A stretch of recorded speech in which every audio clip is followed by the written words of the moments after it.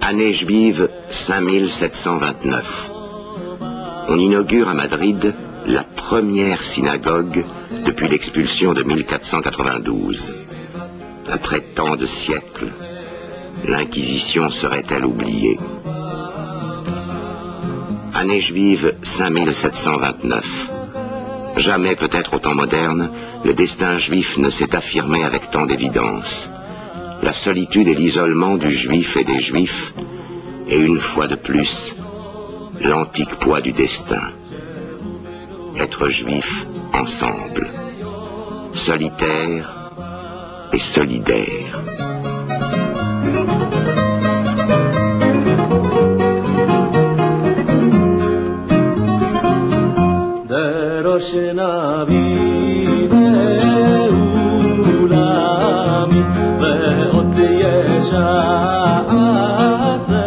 Année juive 5729.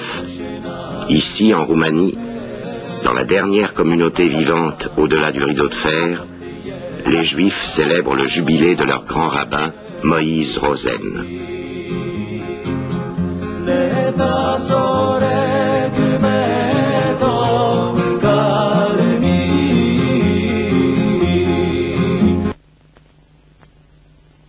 « 5729. En Pologne, l'antisémitisme, toujours renouvelé, toujours identique à lui-même, rejette la poignée des survivants de l'hitlérisme. Quelques centaines ici, 3 millions en URSS. Juifs solitaires.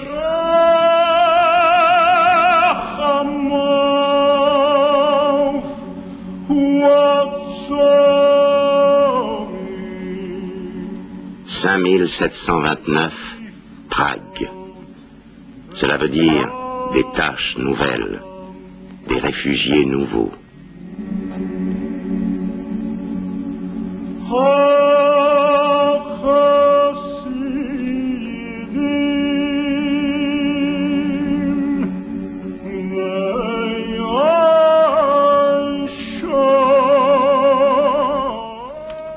Les œuvres sociales de France, qui font face encore à l'afflux des rapatriés d'Afrique du Nord, doivent à nouveau nourrir, loger, rétablir dans le travail des hommes, des femmes, des enfants.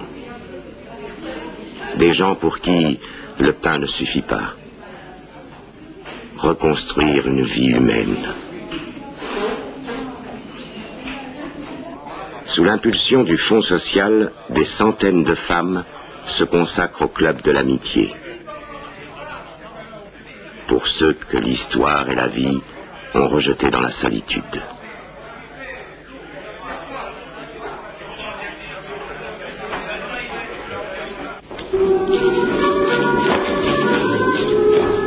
Jeunesse.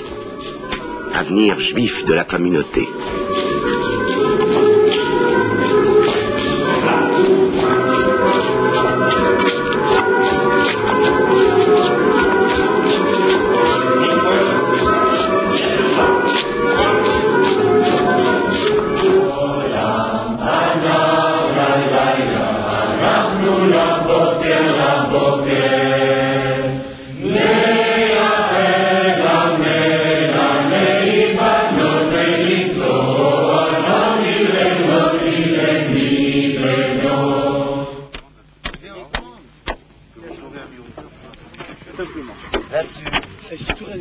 Le Fonds social juif unifié et ses œuvres affiliées essaient de répondre à cet énorme besoin. Par dizaines de milliers, enfants, adolescents et adultes se retrempent dans la vie juive. Écoles, centres communautaires, colonies de vacances, stages de formation. Une communauté renaît, enrichie d'alluvions nouvelles, fidèle à ses racines, garante de la continuité.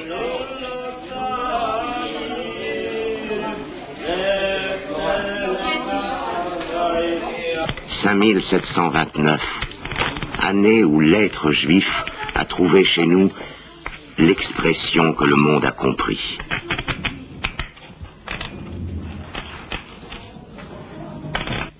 ça me dirait pas mal. Ça, c'est intéressant et c'est vaste. Comme, Albert Cohen est Grand Prix du roman de l'Académie française. Quant au prix Médicis... Le prix Médicis 1968 a été décerné au mendiant de Jérusalem, d'Élie Wiesel. On écrit pour raconter une histoire. On ne pense jamais au projet. On pense à l'acte même, à l'acte de l'écriture. Le grand rabbin de France, Jacob Kaplan, est élu à l'Académie des sciences morales et politiques. Le professeur René Cassin reçoit le prix Nobel de la paix. Je crois que personnellement, c'est pour le combat des droits de l'homme qu'après la Deuxième Guerre, j'ai mené depuis 25 ans. Droits de l'homme, paix. Nous en sommes encore loin en cette année 5729. Dans les pays arabes, des juifs sont encore gardés en otage ou attendent le droit de vivre ailleurs une vie humaine.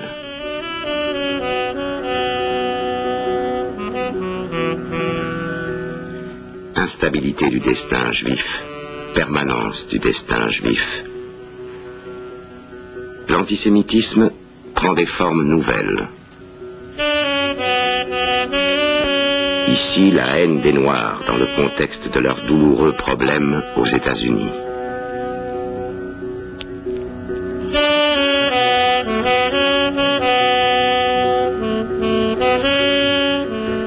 Ailleurs, l'antisémitisme prend le masque de l'antisionisme. En France même, dans la presse, sur nos murs, et jusque dans les rumeurs d'Orléans.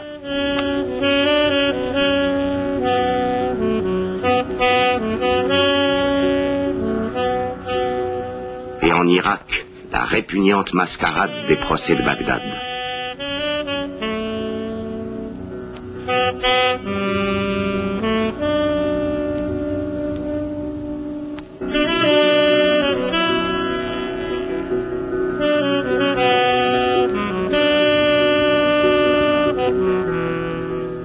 La conscience du monde, devant cette horreur, un instant est émue.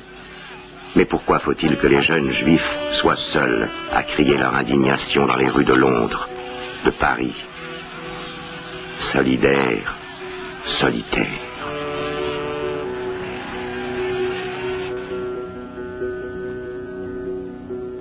La Russie réarme le monde arabe. La France met l'embargo sur les armes et les avions destinés à Israël. Les Juifs de France protestent, soutenus par leurs amis du comité France-Israël, à leur tête le général Koenig. La jeunesse juive de France s'émeut, s'agite. La situation lui pose un problème fondamental. Où vivre pleinement une vie juive? Exaltés par Israël, 4000 Juifs de France ont fait leur alia en 5729. Israël, notre ami, notre allié. La France a changé de politique, mais Israël n'a pas oublié. À l'université hébraïque de Jérusalem, on pose la première pierre de la Maison de France.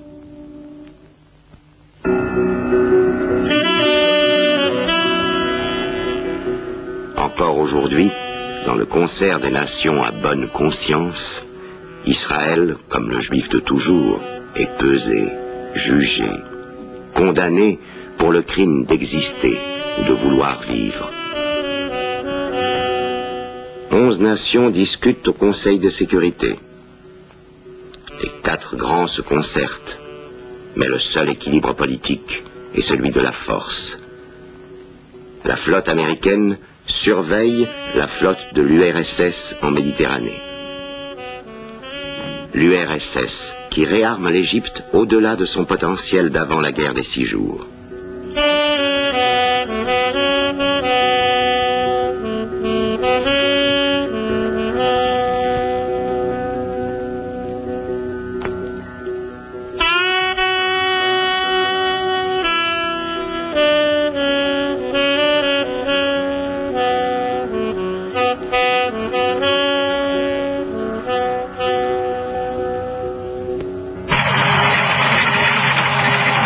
Dans cette confrontation, solitude d'Israël. Son seul allié, les Juifs du monde, les communautés de la diaspora. Elle constitue son seul réconfort, et par-delà l'héroïsme de sa population, sa seule défense.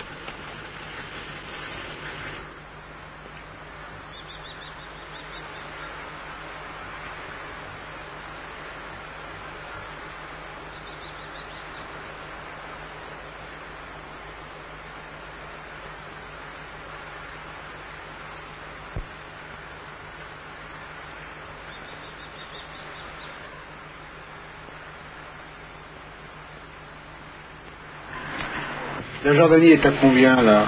Ah bah, vol d'oiseau estimé aux 200 mètres, 200 mètres. 200 mètres avec 250 peut-être. Oui. Et ça c'est le fameux Jourdain. C'est le fameux Jourdain. Je sais pas, moi j'appellerais le canal de la Delle, allez, ça en entend.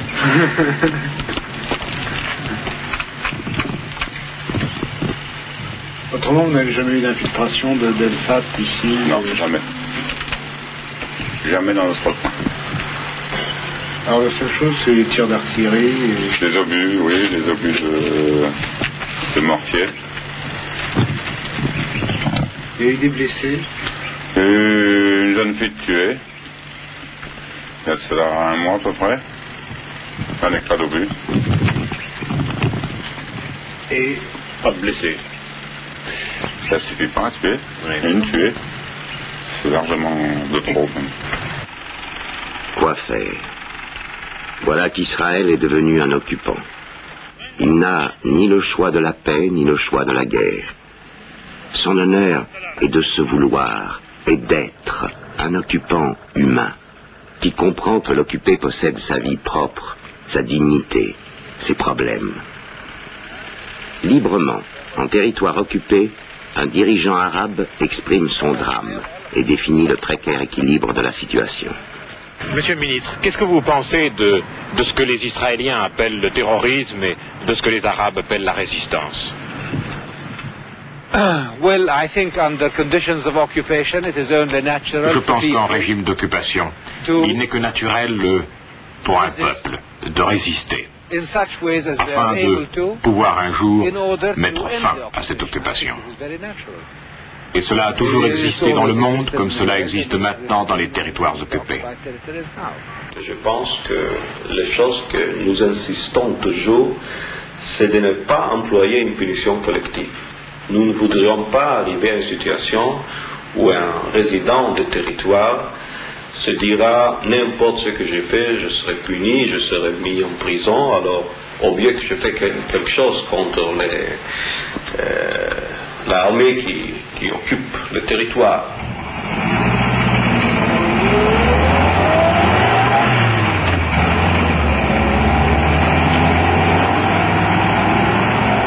Quoi faire dans une tragédie qui nous dépasse tous pour que chacun demeure pleinement homme? Les Israéliens maintiennent l'ordre pour que la vie continue. Les Arabes résistent, font le vide. Et pourtant, les deux populations doivent vivre ensemble.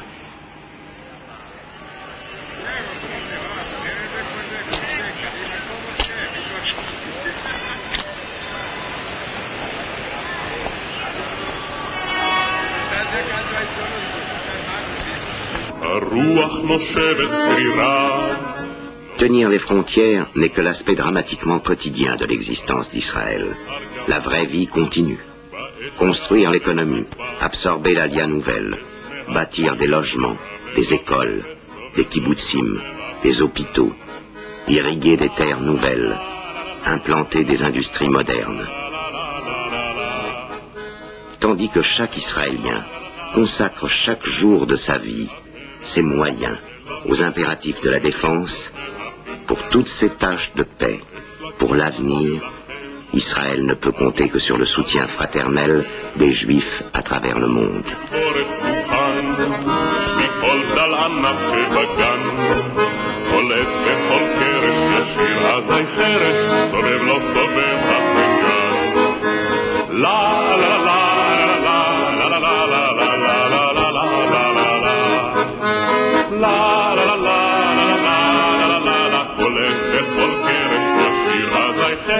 סובב לו סובב אפריקה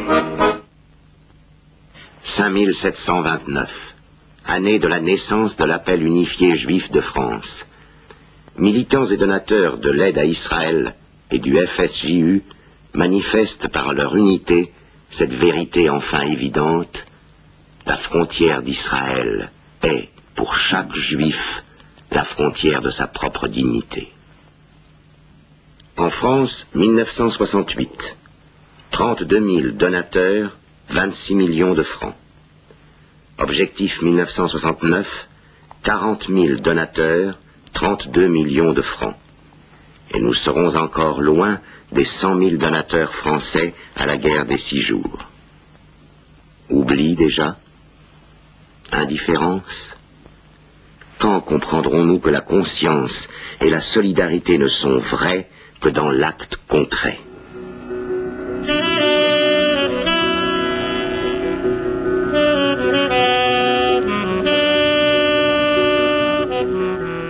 Car Israël est seul, île perdue dans un océan de haine, devenu hystérie, et excuse à toutes les difficultés du monde arabe. Inexorable enchaînement. Les commandos palestiniens, par 4 fois, attaquent ou kidnappent des avions volant vers Israël. 2 citoyens d'Israël sont encore retenus en Syrie.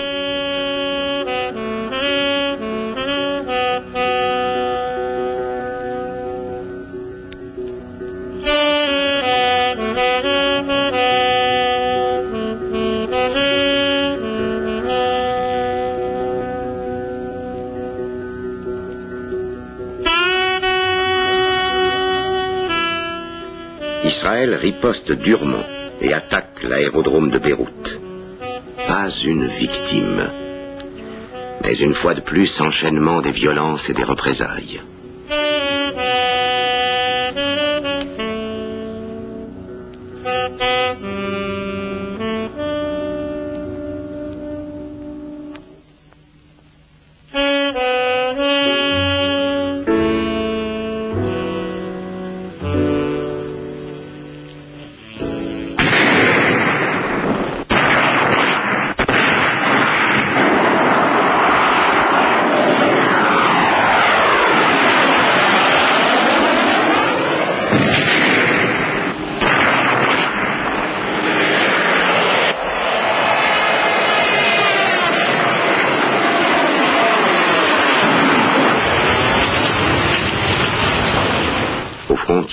Ce que pudiquement on appelle les incidents se répondent de mortier en canon, de blessés en morts.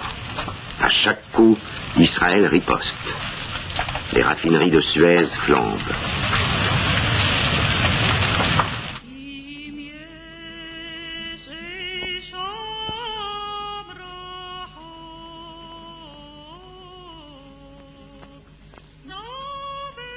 À l'intérieur des frontières, les attentats se multiplient aveuglément. Sur un marché, dans la rue, n'importe où, contre n'importe qui.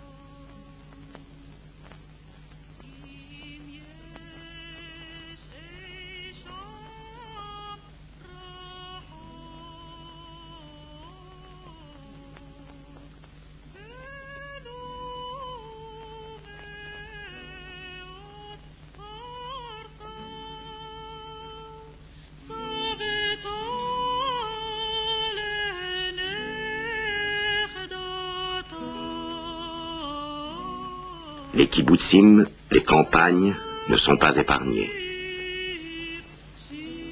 Les attaques s'intègrent dans la vie quotidienne. Et la vie continue. Simple.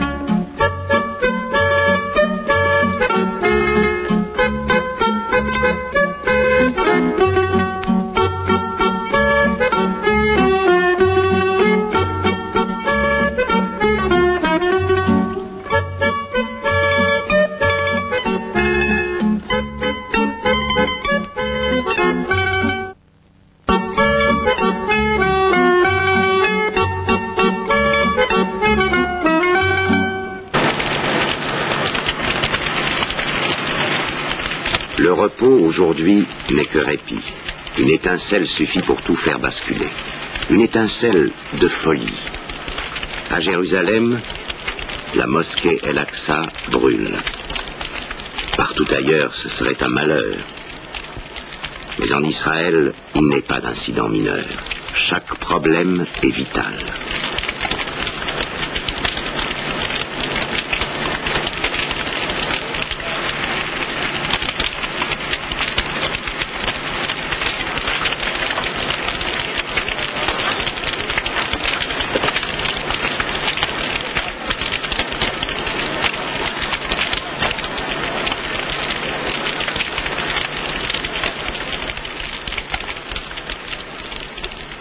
Les dirigeants israéliens doivent faire face à la vague d'hystérie qui se déchaîne.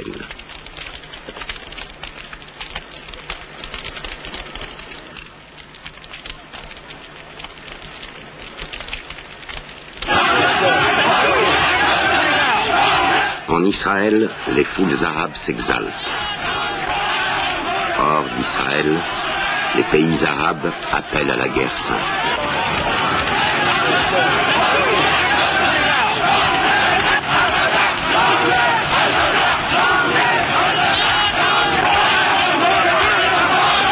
La seule tentative de raison, les dirigeants arabes la réservent à l'opinion occidentale.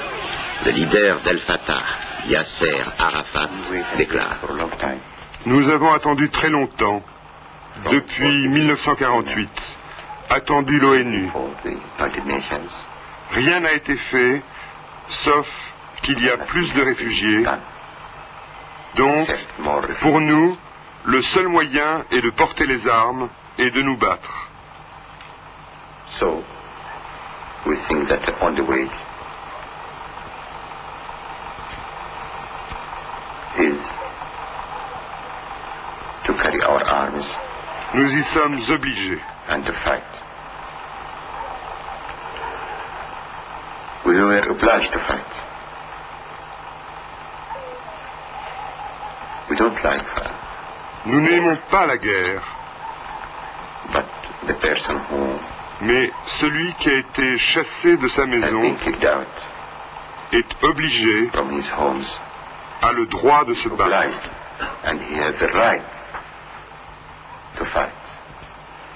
De se battre pour sa vie, pour son avenir, pour ses enfants, pour son peuple. Mais sur place, aux frontières d'Israël, le langage est tout autre.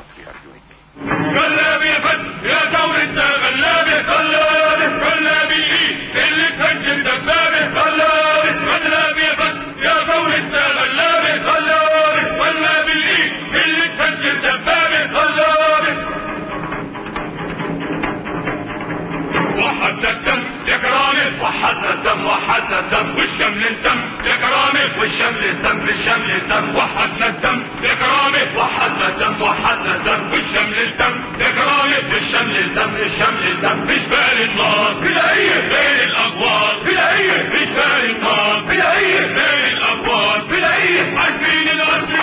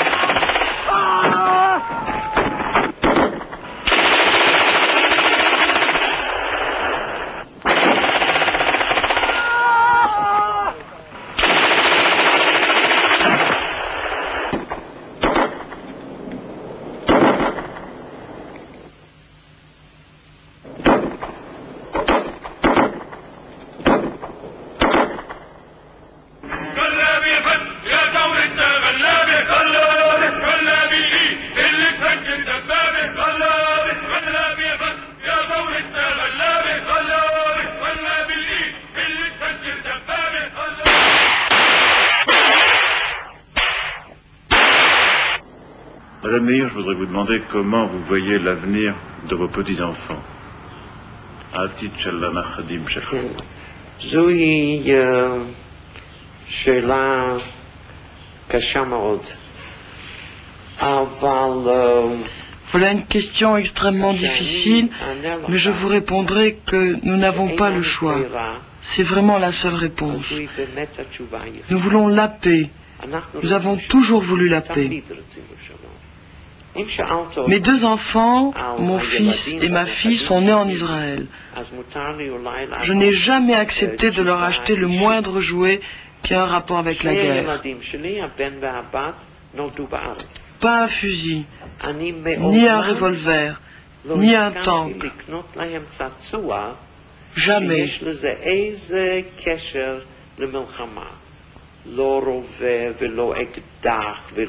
Parce que j'ai toujours voulu croire que lorsque mes enfants grandiraient, il n'y aurait plus de guerre dans le monde. Je me suis trompé.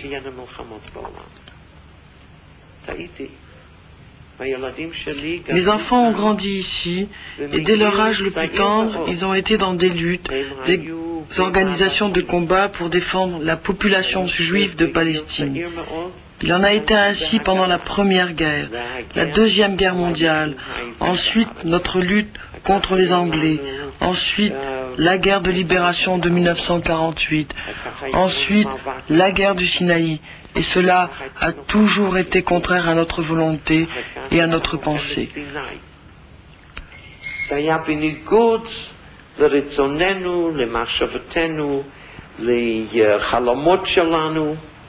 ואני רוצה להגיד רק דבר אחד.